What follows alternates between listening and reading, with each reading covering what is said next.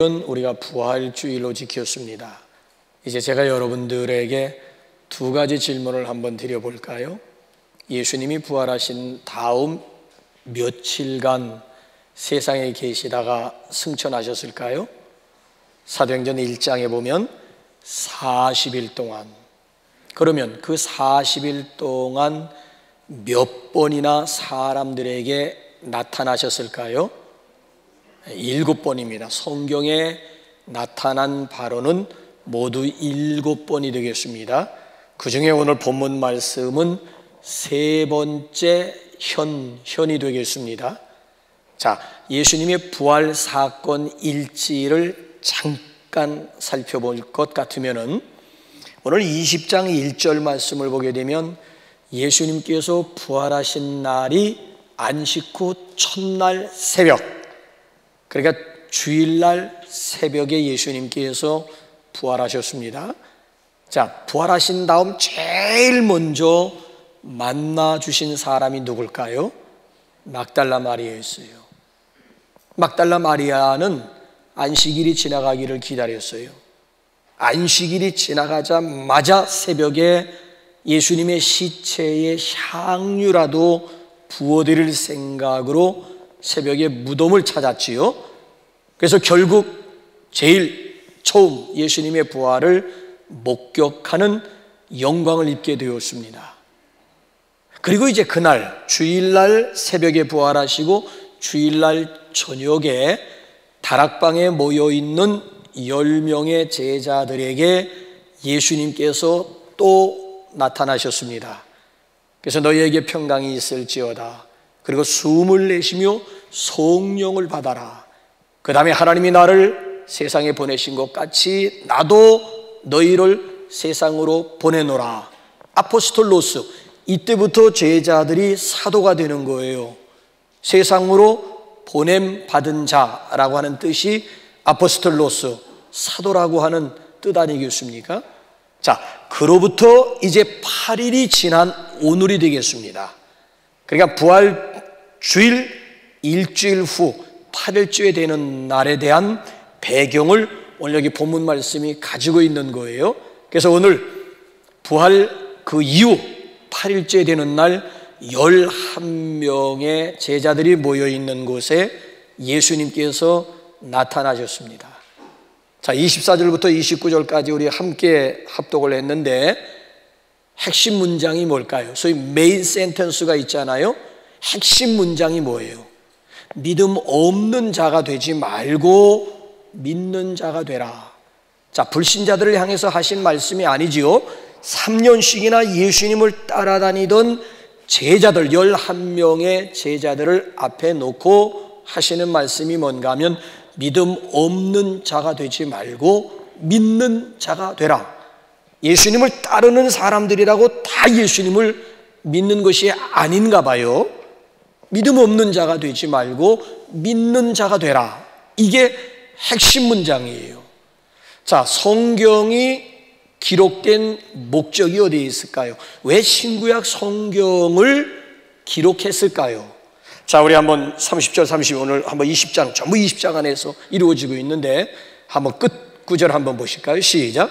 예수께서 제자들 앞에서 이 책에 기록되지 아니한 다른 표적도 많이 행하셨으나 오직 이것을 기록함은 너희로 예수께서 하나님의 아들 그리스도이심을 믿게 하려 함이요 또 너희로 믿고 그 이름을 힘입어 생명을 얻게 하려 함이니라. 신구약 성경을 기록한 목적이 어디에 있다고요? 믿게 하려 함이요 너희로 믿고 생명을 얻도록 함에 목적이 있음을 분명히 말씀하고 있어요. 자, 오늘 여기 본문 말씀으로 한번 돌아와 보시기 바랍니다. 예수님께서 제자들에게 세 번째 나타나신 이유가 뭐예요? 제자들을 찾아오신 이유가 어디에 있다고요? 믿음 없는 자가 아닌 믿는 자가 되도록 하기 위함이었습니다. 자, 그렇다면 부활하신 예수님께서 오늘도 저와 여러분들에게 기대하시는 바가 뭐예요? 무엇을 믿기를 우리 주님께서 기대하실까요? 세 가지예요. 그 첫 번째가 예수님의 부활을 믿는 자가 되어야 됩니다. 크리스마스 이브날 고교 동창생들이 몇 사람 모여가지고 파티를 즐겼습니다. 뭐 이런저런 얘기 오고 가는 가운데 크리스마스 이브날이니까 종교 문제로 화두가 옮겨지게 되었습니다. 자, 교회 다니는 용자가 순자에게 물었습니다. 순자야, 예수님과 부처님과의 차이점이 뭐라고 생각하니? 순자 씨가 한참 생각하더니만 헤어스타일 아닐까? 한쪽은 장발이고 한쪽은 빡빡머리 아닐까? 그랬더니 그 옆에 있던 복자가 말을 이어받았습니다. 내 생각에는 기혼과 미혼 아닐까? 한쪽은 결혼을 했고 다른 한쪽은 결혼하지 않은 차이가 아닐까? 자, 여러분들은 어떻습니까? 예수님과 부처님과의 차이점이 어디에 있다고 생각하십니까? 결정적인 차이점은 무덤에 있는 거예요. 석가모니는 무덤이 있고 예수님은 무덤이 없어요. 더 정확하게 말씀을 드린다면 저 인도에 가게 되면 석가모니의 무덤이 그럴듯하게 남아 있습니다. 그런데 예수님이 태어나시고 자라시고 십자가 지시고 돌아가신 저 이스라엘을 가보게 되면 2000년 동안 빈 무덤입니다. 그러니까 석가모니는 죽어서 한 줌의 흙이 되었지만 예수님은 죽은 다음에 사흘 만에 다시 살아나셨습니다. 여기에 기독교의 독특성이 있는 거예요. 기독교는 한마디로 말씀드리면 부활의 종교라고 할 수 있습니다. 여러분, 이 부활에도 시제를 중심으로 해서 세 가지 차원이 있어요. 과거 역사적인 부활이 있습니다. 그러니까 2000년 전에 예수님께서 부활하신 사건이에요. 그래서 우리는 부활하게 되면 2000년 전 예수님을 생각하게 되지요. 과거 역사적인 부활 사건이 있어요. 그런가 하면 미래 종말론적인 부활이 있습니다. 이제 예수님께서 공중에 재림하시게 되면 지금 다 앞서간 무덤 속에 잠자고 있는 성도들이 깨어날 날이 오게 되고 변화된 몸으로 부활해서 돌림받을 날이 반드시 남아 있습니다. 그래서 우리가 모일 때마다 신앙으로 고백하는 내용이 뭐예요? 몸이 다시 사는 것과 영원히 사는 것을 믿습니다 라고 하는 마지막 고백 아니겠습니까? 몸이 다시 사는 것과 이런 몸이 아니고 신령한 몸, 변화된 몸, 더 이상 썩지 아니할 영광스러운 몸으로 부활하게 될 날이 반드시 우리 앞에 남아있다라고 하는 것이고요. 그 다음에 세 번째가 현재 신앙적인 부활이 있어요. 그러니까 오늘 우리가 살면서도 얼마든지 부활을 경험할 수가 있다는 거예요. 우리는 부활 경험, 진행형이라고 하는 거예요. 그것이 뭐예요? 그게 거듭남이고 그게 중생 아니겠습니까? 거듭남이라고 하는 건 born again, 다시 태어나는 거예요. 아담의 범죄로 인해서 우리의 영이 죽었잖아요. 허물과 죄로 죽었던 너희를 강조하잖아요. 죽었던 영혼이 예수 그리스도로 인하여 다시 살아나는 것, 거듭나는 것, 중생, 이것이 곧 현재적인 부활이라고 하는 거예요. 그런데 이 현재적인 부활이 없으면 미안하지만 미래 종말론적인 부활은 없습니다. 현재적인 부활을 경험한 사람들이 장차 종말론적인 부활의 영광에 참여할 수가 있는 거예요. 그런데 중요한 것은요, 더 중요한 것은 과거 부활이 없으면 현재 부활도 없고요, 현재 부활이 없으면 미래 종말론적인 부활이, 이래서 예수님의 역사적인 부활 사건이 이래서 중요하다는 거예요. 그런데 이 도마라고 하는 제자는 예수님의 역사적인 부활을 부정하고 있는 거예요. 안타까운 일이 아닐 수 없지요. 자, 우리 한번 25절 다시 한번 보실까요? 시작. 다른 제자들이 그에게 이르되 우리가 주를 보았노라 하니 도마가 이르되 내가 그의 손에 못자국을 보며 내 손가락을 그 못자국에 넣으며 내 손을 그 옆구리에 넣어보지 않고는 믿지 아니하겠노라 하니라. 내가 믿지 못하겠다는 얘기가 아니에요. 더 세게 내가 믿지 않겠노라. 이 의지, 내가 절대 믿지 않겠노라. 이 답답한 인간, 이 답답한 사람이 있습니까? 오늘도 우리가 왜 예수님의 역사적인 부활을 믿어야 되는지 한번 몇 가지 성경 구절 함께 나누어 보실까요? 자, 우리 먼저 로마서 10장 9절 한번 보세요. 시작. 또 하나님께서 그를 죽은 자 가운데서 살리신 것을 내 마음에 믿으면 구원을 받으리라. 부활을 믿음으로 구원을 받는 거예요.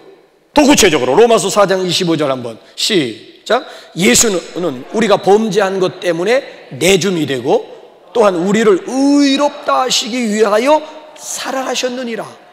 예수님의 십자가와 부활로 인해서 우리의 죄 문제가 해결될 뿐만 아니라 우리가 의롭다함을 얻고 구원받게 되었다라고 하는 것이에요. 더 중요한 이유가 있어요. 한번 고린도전서 15장 20절 한번 볼까요? 시작. 그러나 이제 그리스도께서 죽은 자 가운데서 다시 살아나사 잠자는 자들의 첫 열매가 되셨던, 예수님의 부활이 곧 나의 부활이라고 하는 거예요. 예수님이 부활의 첫 열매 되고 우리는 그 다음 열매가 되었다는 거예요. 그러니까 예수님의 부활이 곧 나의 부활을 보증하고 있다는 거예요. 더 중요한 구절 마지막으로 빌립보서 3장 21절 한번 볼까요? 시작. 그는 만물을 자기에게 복종하게 하실 수 있는 자의 역사로 우리의 낮은 몸을 자기 영광의 몸의 형체와 같이 변하게 하시리라. 그러니까 예수님께서 공중에 재림하시게 되면 어떤 현상이 일어나게 되는가 하면 우리의 이 낮은 몸이라고 하는 것은 시간과 공간의 제한을 받는 몸이에요. 썩어 없어질 몸이에요. 정말 문자 그대로 낮은 몸이에요. 그런데 예수님께서 공중에 재림하시게 되면 우리의 이 낮은 몸이 당신의 영광스러운 몸으로, 예수님의 부활체, 예수님의 몸과 같은 영광스러운 몸으로 변화가 되어서 공중에 들림받아 7년 동안 영화로운 혼인잔치에 참여하게 된다는, 더 이상 이런 시간과 공간의 제한을 받고 하루살이에게라도 눌려 죽을 것 같은 이런 연약한 몸이 아니라는 거예요. 영광스러운 몸, 썩지 아니할 몸, 신령한 몸, 소위 말하면 예수님의 몸, 부활체라는 부활체, 예수님의 부활체와 같이 우리가 변화가 되어서 결국 공중에서 우리 주님을 맞이하게 될 날이 반드시 오게 된다라고 하는 것을 여기서 지금 강조해 주고 있는 거예요. 그래서 우리는 예수님의 역사적인 십자가와 부활을 믿어야 할 줄로 믿습니다. 이것이 바로 복음의 골자요, 복음의 핵심. 예수님의 십자가와 예수님의 부활이 복음 중의 복음임을 믿으시기 바랍니다. 자, 그런가 하면 두 번째로는 보지 못하고 믿어야만 됩니다. 자, 우리 한번 29절 한번 보십시다. 시작. 예수께서 이르시되 너는 나를 본거로 믿느냐? 보지 못하고 믿는 자들은 복되도다 하시니라. 성경에 나오는 도마는 아예 의심 체질의 사람이에요. 체질이 아예 의심. 내 눈으로 보고 내 손으로 만져보기 전까지는 절대 믿지 않겠다는 거예요. 결국 예수님의 부활을 믿지 못하겠다라고 하는, 보여주면 또는 내가 직접 내 눈으로 보고 직접 내 손으로 만지기 전까지는 절대 나는 믿지 않겠다라고 하는 얘기예요.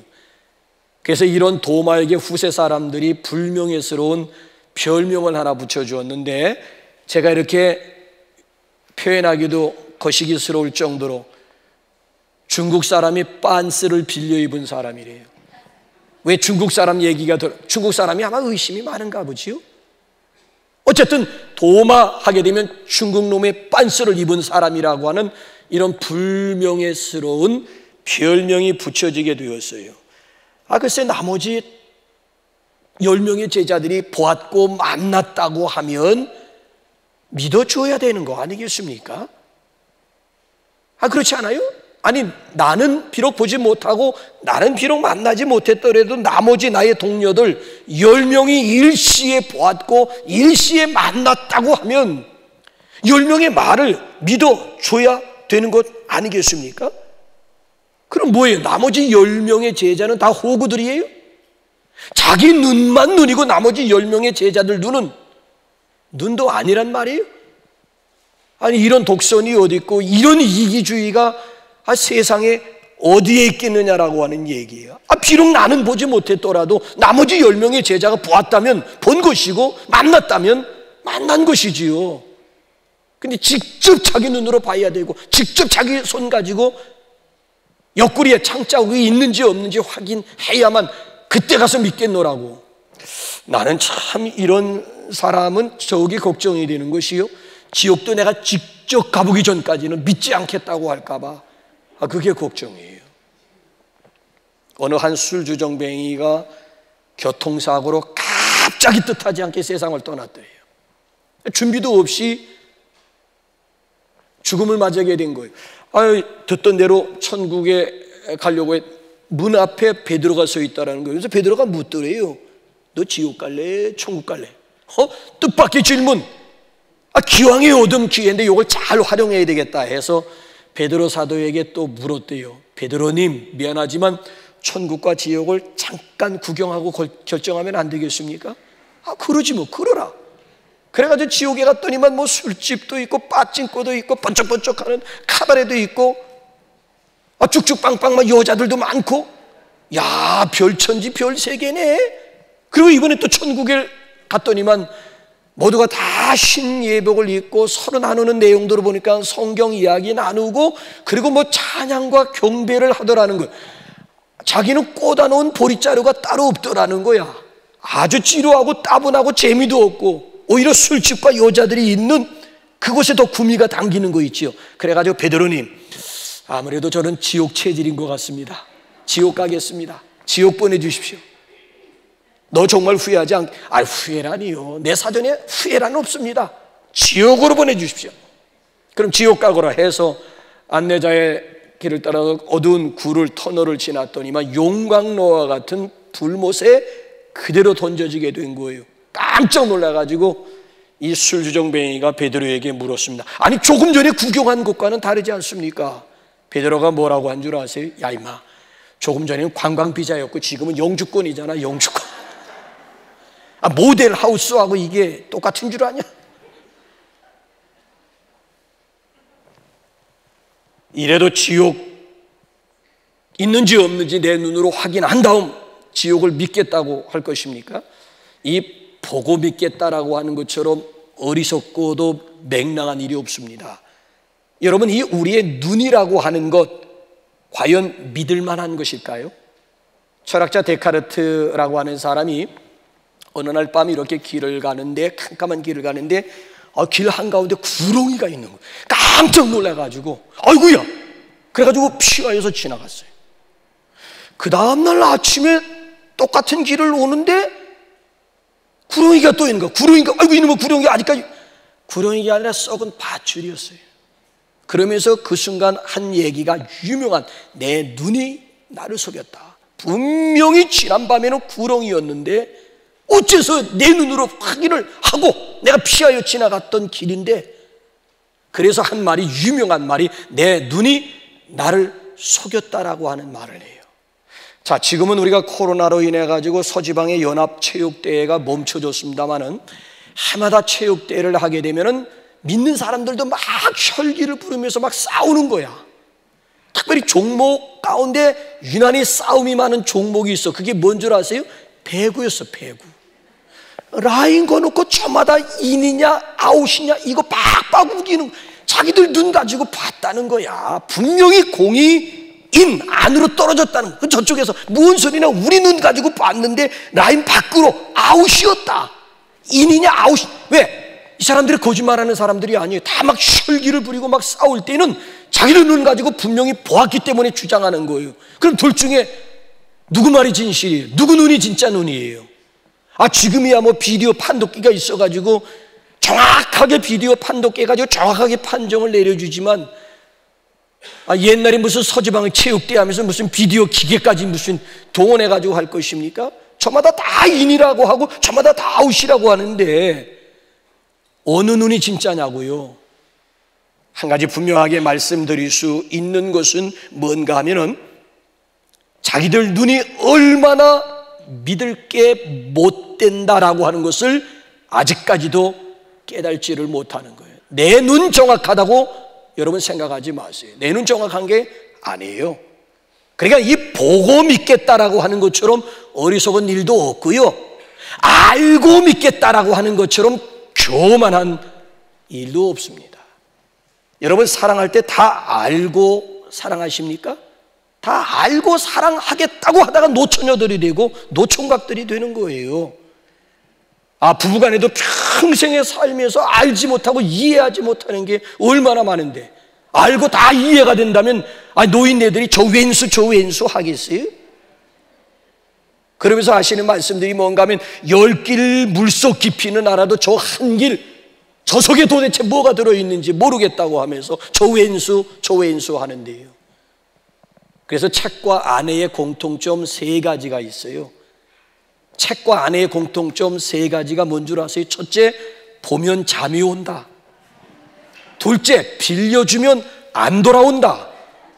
셋째, 이해가 안 된다. 이게 책과 아내와의 공통점. 봐도 같이 살아도 이해가 안 된다. 저 같은 경우에도 황당할 때가 있어요.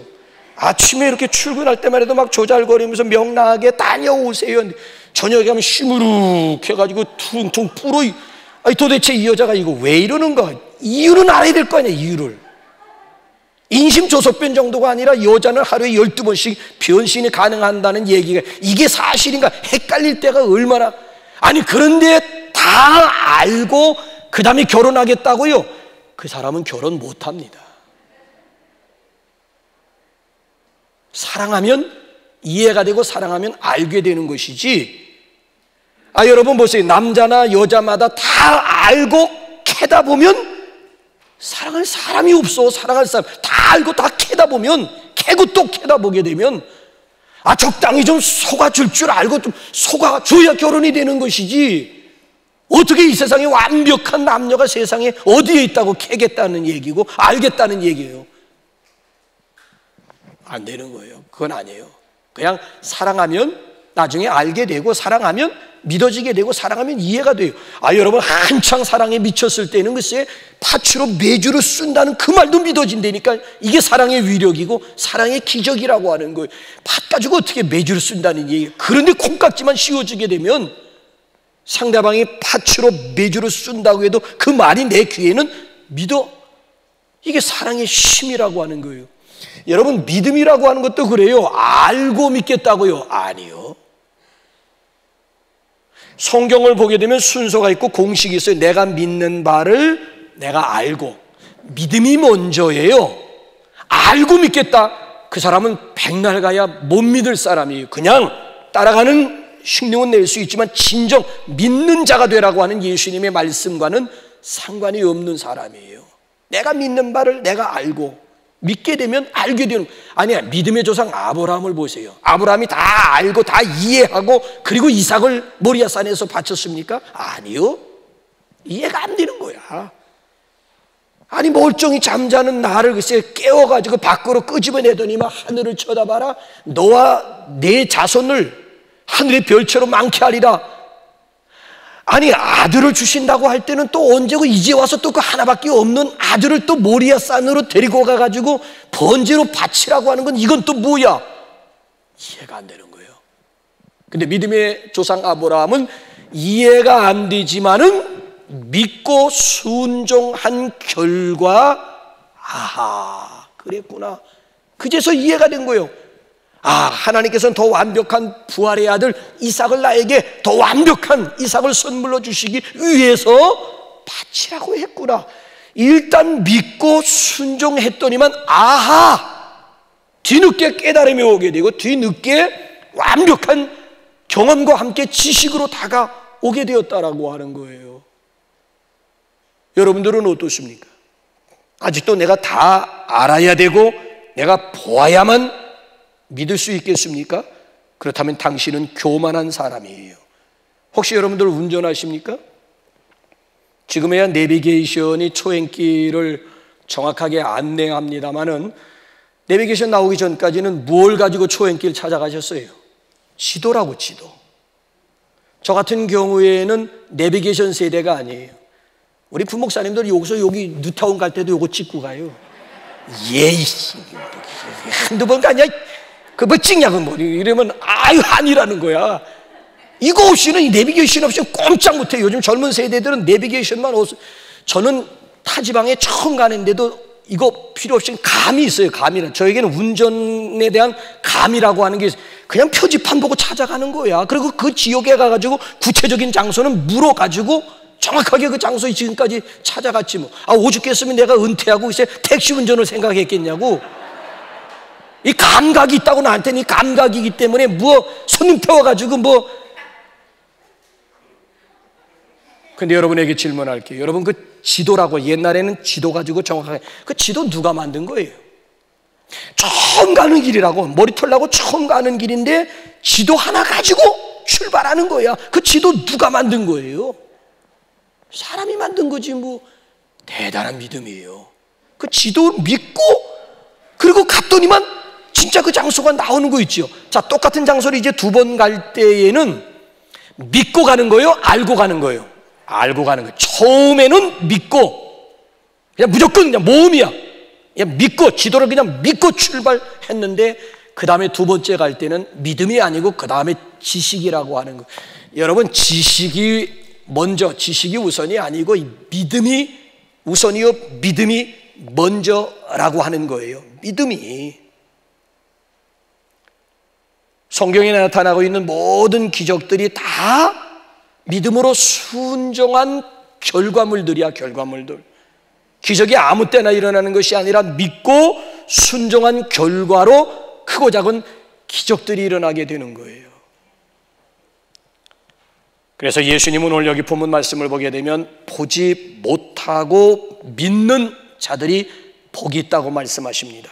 저와 여러분 모두 복 있는 성도들이 되시기를 주님의 이름으로 축원합니다. 자, 마지막 세 번째로는 예수님을 나의 주, 나의 하나님으로 믿어야 됩니다. 왜 야곱에게 베델의 체험이 필요했을까요? 왜 야곱에게 야복강 나루토의 체험이 필요했을까요? 그 전까지만 해도 하나님은 조부 아브라함의 하나님이었어요. 그 전까지만 해도 하나님은 부친 이삭의 하나님, 나와는 상관이 없었어요. 그렇기 때문에 이 야곱에게는 베델의 체험이 반드시 필요했고, 야복강에 밤새도록 하나님과 더불어 씨름하는 이 야복강 체험이 필요했다는 거예요. 자, 베델의 체험을 통해서 하나님과의 관계가 어떻게 발전이 되었는 줄 아십니까? 자, 한번 창세기 28장 21절 한번 보실까요? 시작. 내가 평안히 아버지 집으로 돌아가게 하시오면 여호와께서 나의 하나님이 되실 것이요. 더 이상 조부의 하나님도 아니고 부친의 하나님도 아닌 바로 나의 하나님. 그래서 바로 여호와께서 야곱의 하나님 되심을 확증시켜 주신 사건이 베델 사건에 이어서 그 다음에 야복강 나루토 밤새도록 씨름한 다음 하나님께서는 엘베델이라고 하는, 베델 20년 전에 베델이 오늘에 와가지고는 엘베델이라고 하는 이름으로 개명시켜 주시고 더 이상 야곱이 아니라 이스라엘이라고 하는 이름을 개명시켜 주시면서 더 이상 이제는 아브라함의 하나님도 아니고 이삭의 하나님이 아닌 바로 나의 하나님이 될 수가 있었다라고 하는 거예요. 이게 얼마나 여러분 큰 축복인지 몰라요. 인격적으로 믿어지지 않으면 사실 하나님과 나와는 아무런 의미가 없는 거예요. 자, 예수님께서 가이사라 빌립보 지방에 이르렀을 때에 제자들에게 아주 중요한 두 가지 질문 던졌어요. 자, 마태복음 16장 13절 한번 보실까요? 시작. 예수께서 빌립보 가이사라 지방에 이르러 제자들에게 물어 이르시되 사람들이 인자를 누구라 하느냐, 사람들이 나를 누구라 하느냐, 여론의 예수님을 제자들에게 물은 거예요. 여론에서는 나를 두고 누구라고 하더냐? 예, 더러는 세례 요한이라고 합니다. 엘리야라고도 합니다. 예레미야라고도 합니다. 선지자 중에 한 분이라고 얘기합디다. 그렇다더라. 여론이야, 여론. 그러면 너희는 3년씩이나 나를 따라다닌 너희는 나를 누구라고 하느냐? 여론의 예수님을 물은 것이 아니라 체험의 예수님을 물은 거예요. 여론의 예수님 가지고는 구원받을 수 없다라고 하는 예수님과의 1:1 관계 속에서의 체험 가지고 그렇죠? 이 체험적인 믿음 가지고 구원에 이르는 것이지, 그렇다더라 예수님에 관하여, 예수님에 대하여 아는 지식 가지고 구원받는 것이 아니라 예수님 그분을 인격적으로 만남으로 인해서 구원의 역사가 이루어진다라고 하는 이야기예요. 너희는 나를 누구라고 하느냐? 여러분들은 예수님을 누구라고 고백하고 있습니까? 자, 베드로의 한번 고백 한번 보실까요?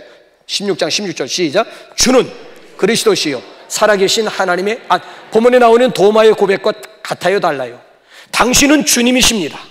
당신은 그리스도 메시아이십니다. 당신은 더 이상 목수의 아들이 아닌 살아계신 하나님의 아들이십니다. 베드로의 이 고백이 몇 점짜리일까요? 자, 우리 한번 채점 한번 해보실까요? 17절 한번 넘어가서 한번 우리가 한번 채점 한번 해보요. 베드로의 고백이 몇 점짜리인지 시작. 예수께서 대답하여 이르시되 바요나 시모나 내가 복이 있도다. 이를 내게 알게 한 이는 혈육이 아니요 하늘에 계신 내. 베드로라 하여금 그런 신앙을 고백하게 하신 분이 베드로의 혈육이 아니라고 하는 얘기죠. 하늘에 계신 내 아버지가 이를 알게 했고 내 입을 통해서. 그러니까 100점짜리 고백이 100점짜리. 그래서 결국 이 베드로의 신앙 고백 기초 위에 초대 교회가 세워지게 되고, 베드로는 이 신앙 고백 하나로 인해서 천국의 열쇠를 부여받게 됩니다. 감히 이 땅에서 하늘을 열고 닫을 수 있는 하늘의 열쇠를 부여받게 된 거예요. 시체말로 신앙 고백 하나 가지고 팔자를 고친 사람이 바로 이 시몬 베드로라고 할 수가 있는 거예요. 여러분들은 결혼식에서 클라이막스가 뭐라고 생각하세요? 자, 신랑 입장, 신랑 퇴장까지, 입장에서부터 행진까지 그 안에 있는 모든 순서들 가운데 가장 중요한, 가장 클라이맥스가 뭐라고 생각하십니까? 그게 바로 서약이요, 그게 고백이에요. 많은 증인들이 지켜보는 가운데 나는 이 여자를 사랑합니다, 나는 이 남자를 사랑합니다라고 하는 이런 고백이 없으면 그 결혼은 무효예요. 성사가 되지 않아요. 주례자가 검은 머리 팥불이 될 때까지 이 여자를 사랑하겠느냐? 예. 검은 머리 팥불이 될 때까지 이 여자 하나만을 사랑하겠느냐? 예. 공인들이 지켜보는 가운데 예 라고 응답을 하던가, 아니면 요즘은 젊은 사람들이 서로 피차 고백하게 만들잖아요.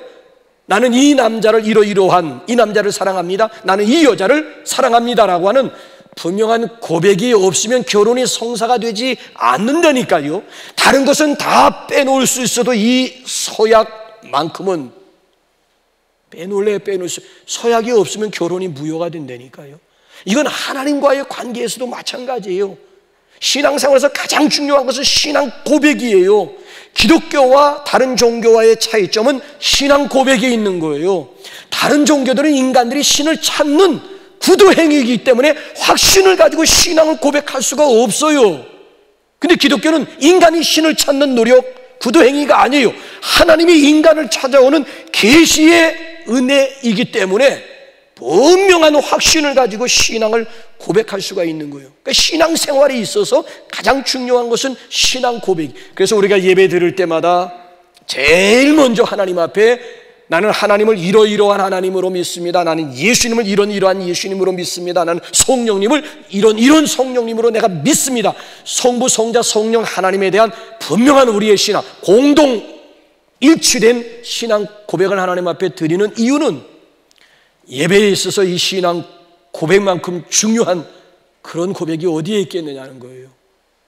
예수님을 내가 어떤 분으로 믿고 고백하느냐에 따라서 나의 운명이 완전히 달라질 수가 있는 거예요. 여러분들은 어떻습니까? 아직까지도 여론의 예수님을 따르고 있습니까? 아니면 체험의 예수님을 믿고 따르고 있습니까? 예수님에 대하여 아는 지식이에요? 예수님에 관하여 아는 지식입니까? 아니면 예수님 그분을 인격적으로 아는 산 지식입니까? 아직도 비인격적인 관계이십니까? 아니면 인격적인 관계 속에서의 만남이요, 교제이십니까? 이 시간 예수님을 우리 각자 나의 주, 나의 하나님으로 분명하게 고백하실 수 있기를 바랍니다. 그래서 더 이상 여론의 예수님 따르지 마시고 이제는 예수님과 인격적인 관계 속에서의 체험의 예수님을 믿고 따라가실 수 있기를 바랍니다. 더 이상 믿음 없는 무리들이 아닌 믿음 있는 제자들, 믿음 있는 복자들이 되시기를 주님의 이름으로 축원합니다. 이 시간 우리